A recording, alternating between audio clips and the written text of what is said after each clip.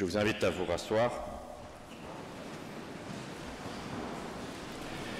Et avant de lire et d'entendre le texte biblique dans l'évangile de Jean, du tombeau vide, je vous invite encore à la prière. Éternel notre Dieu, notre Père, nous voici devant toi tels que nous sommes. Alors nous t'en prions, éclaire-nous, que ce texte du tombeau vide soit aussi notre résurrection, que nous puissions comprendre cette énergie que tu nous donnes, cette volonté que tu nous donnes, cette vie que tu nous donnes. Fais surgir ta parole, que ce texte devienne pour nous ta parole. Au nom du Christ Jésus. Amen.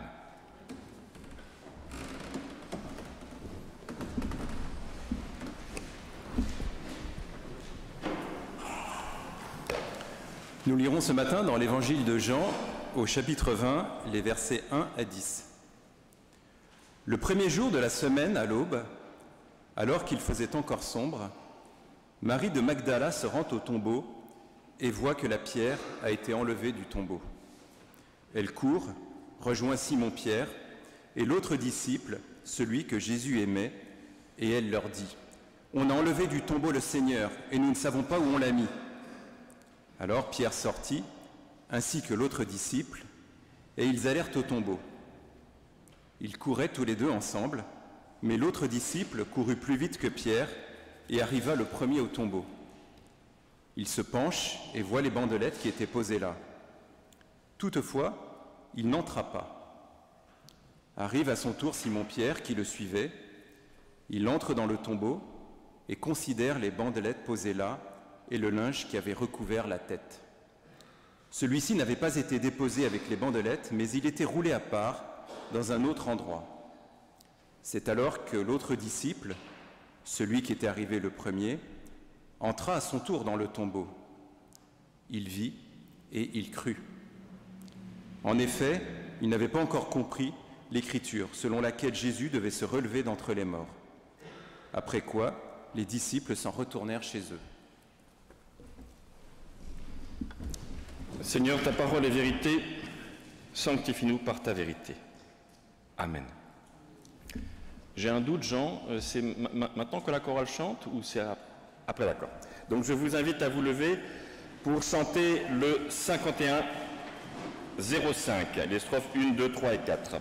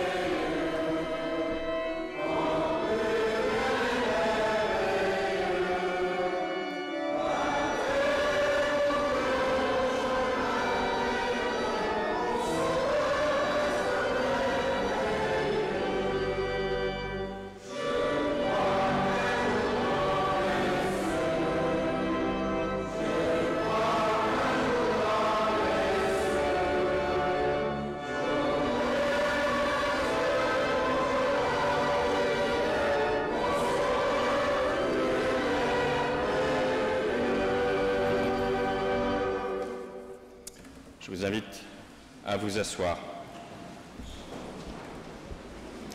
Thierry, est-ce que tu pourrais baisser le son de... Parce que je sens qu'il y a un léger larcène. Si tu peux baisser le... Merci. Chers amis, fêtez Pâques aujourd'hui dans la situation de notre monde, c'est un pari fou. Mais en même temps, à l'heure de cette tragédie ukrainienne et des autres conflits dans le monde qu'il ne faut pas oublier, le hasard des calendriers nous fait vivre pour une fois, et c'est rare, de grandes liturgies, de grands rites, de manière simultanée. En effet, les trois religions sœurs, le judaïsme, le christianisme et l'islam, vivent le temps fort de leur pratique en même temps. Les 8 jours de Pessah ont lieu du 15 au 23 avril, c'est-à-dire en ce moment. Cette semaine sainte et ce jour aujourd'hui de Pâques, pour nous chrétiens, et le Ramadan qui a lieu du 1er avril au 1er mai. Et il est bon d'ailleurs de se rappeler la signification de ces rites pour comprendre aussi de quoi nous parlons lorsque nous parlons de notre fête de Pâques. Dans le repas de la Pâque juive, le Seder Pessah, on lit ce qu'on appelle la Haggadah, c'est-à-dire le récit de la sortie d'Égypte, pour en faire mémoire. Mais on ne le lit pas simplement comme un récit du passé lointain, on l'actualise, on le revit. Et l'on termine d'ailleurs par cette formule « l'an prochain à Jérusalem ». C'est-à-dire qu'il y a l'idée de revivre les choses, de les comprendre, mais aussi de se projeter vers l'avenir, l'an prochain. Par ailleurs, d'ailleurs, il est toujours important de le rappeler, je le fais régulièrement, que le mot Égypte, en hébreu, se dit Mitzraïm, qui est un pluriel, comme tous les mots en hymne, si vous voulez faire de l'hébreu, mais c'est le pluriel surtout d'un mot que l'on peut traduire par angoisse.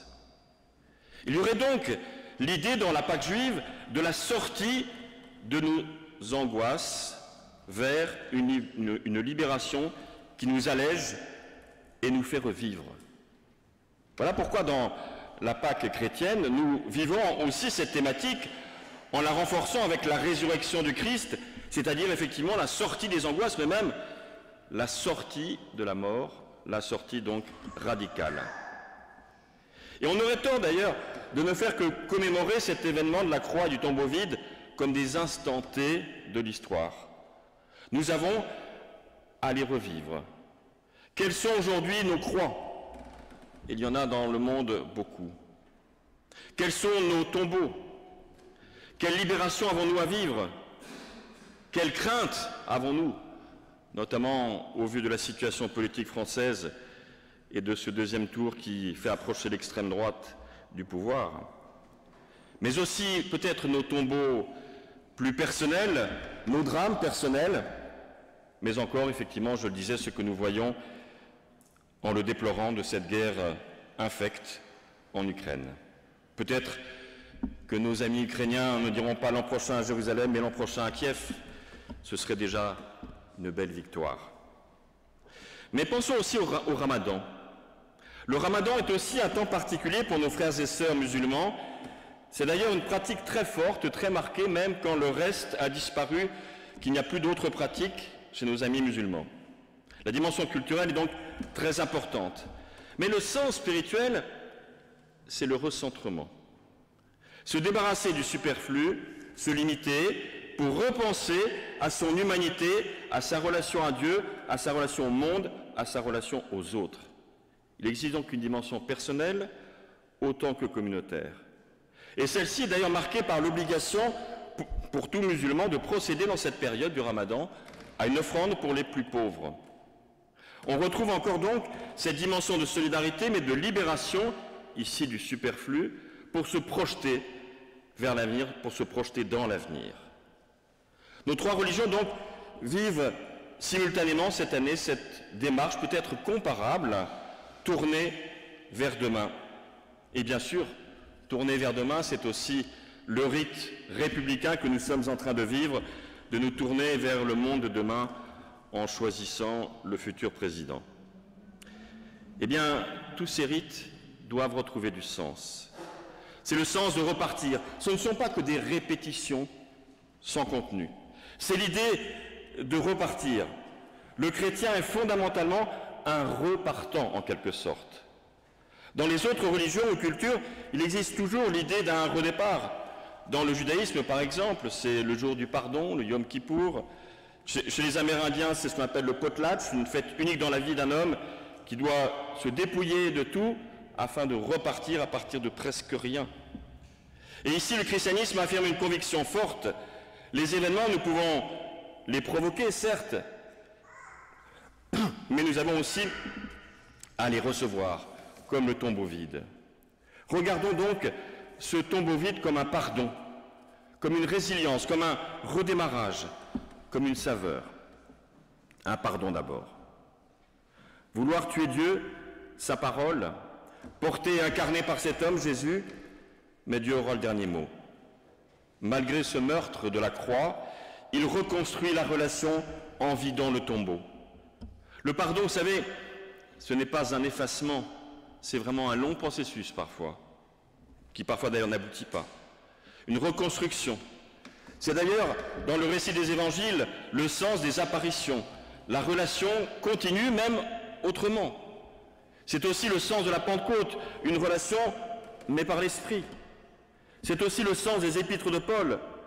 Ce n'est pas simplement on oublie, on recommence comme si de rien n'était, mais le Christ continue à vivre, à revivre en chacun de nous, comme un dynamisme qui ne cesse de nous redire que la relation entre l'être humain et Dieu n'est jamais définitivement rompue. Un pardon donc, une résilience, un redépart. Cette forme de pardon est aussi une manière de reconstruire nos propres vies, malgré tout ce qui peut arriver. Oui, le chrétien a une foi qui n'est pas une foi naïve, il a une foi malgré le tragique, malgré ce qui peut arriver. Dieu nous dit, relève-toi, c'est-à-dire ressuscite, repars, ne reste pas là assis, prostré, dans la mémoire nostalgique de ce que le monde ou ta vie aurait pu être. Sois libre, redresse-toi. Ce que tu as reçu, je te donne, tu peux à ton tour le donner. Ton objectif est d'être alors un témoin de vie, et non pas un culpabilisateur. Un témoin de cette dynamique, de cette création permanente. Aujourd'hui, tu as un genou à terre, mais tu trouveras d'autres moyens d'être ce témoin où que tu sois. Un pardon donc, une résilience, mais aussi une saveur. Du coup, si je suis amené à ressusciter à chaque instant de ma vie, sans attendre nécessairement un au-delà inconnu, chaque instant de ma vie prend une nouvelle saveur. Quel que soit mon parcours, ma culture, mes convictions, mon âge, mes moyens physiques ou mes limites physiques, mon âge, que je sois jeune, moins jeune ou même très vieux, à chaque instant de ma vie, j'ai la saveur de pouvoir être un témoin. À chaque instant, je peux partager, donner, recevoir de cette parcelle de vie. Loin d'être jugé, une petite voix me dit « tu es libre ». Comme le sous-titre d'un livre que j'aimais beaucoup, de Raphaël Picon, qui le disait, que nous sommes tous appelés à vivre un sublime ordinaire, c'est-à-dire ancré dans chaque instant de nos jours. Chers amis, dans cette grande famille de l'Église et du monde, et notre famille ici de l'Église protestante des Batignolles, Pâques est notre force fondamentale, notre énergie de vie, ce qui fait de nous des êtres humains libres, debout, fraternels. Certes, il y aura encore des désillusions, il y aura encore des guerres, il y aura encore des Martin Luther King assassinés, des morts dans nos familles, des attentats, des meurtres, des déceptions, des trahisons. Mais oui, vous serez toujours plus forts que cela. Car vous savez, non pas que Dieu, comme on disait autrefois, vous envoie des épreuves, terrible phrase, mais que le Dieu de Jésus-Christ est présent jusque dans vos épreuves. Le Dieu de Pâques est un Dieu de la puissance de vie. Alors, je reprends juste cette phrase d'un des plus beaux livres de l'histoire de la théologie, écrit par Paul Tillich, qui s'appelle « Le courage d'être ». Il écrit simplement cela. Le courage d'être s'enracine dans le Dieu qui apparaît quand Dieu a disparu dans l'angoisse du doute. Parce que même effectivement, au bout du doute, eh bien, le Christ et Dieu sont là. Pâques nous dit donc, courage, tu es debout. Amen.